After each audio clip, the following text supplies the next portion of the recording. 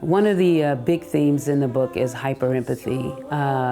Lauren Alamina, who we walk with in this story, the story is told through her journal writings.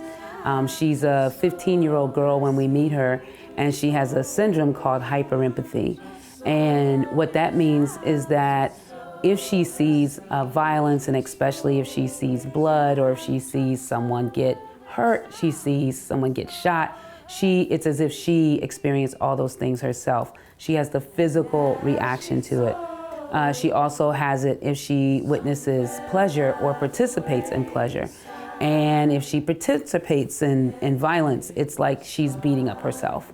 So this is really incredible that Octavia wrote this story about, this whole community just outside of Los Angeles.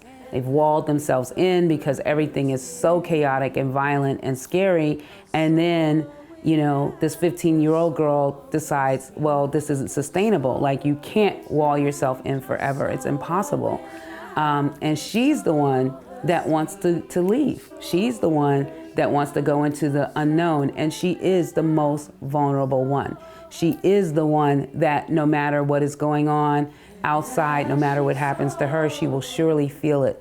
So in her preparations of knowing that she's going out into a very violent world, she has a knife, she has a gun, she knows that even if she defends herself, she's gonna feel anything she does to someone else to keep herself alive. She will literally have a death, or she will literally, experience a cut.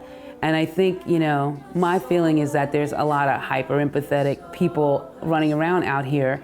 There's people that really feel everything tremendously. There are people who really have great insight into what we're experiencing on another plane than most of us. And those people are extremely reactive and vulnerable in this society, or in the planet society. And I think Octavia made that person such a knowing person, because in order for that person to achieve what they want, they had to move past their greatest fear of physical pain. And in a world, most of the ways that humans are controlled, when you see the transatlantic slave trade, when you see the Holocaust, when you see the kidnapping of hundreds of girls, when you see all of these events, it is the physical violence that controls everybody. It is the threat of violation that controls everybody.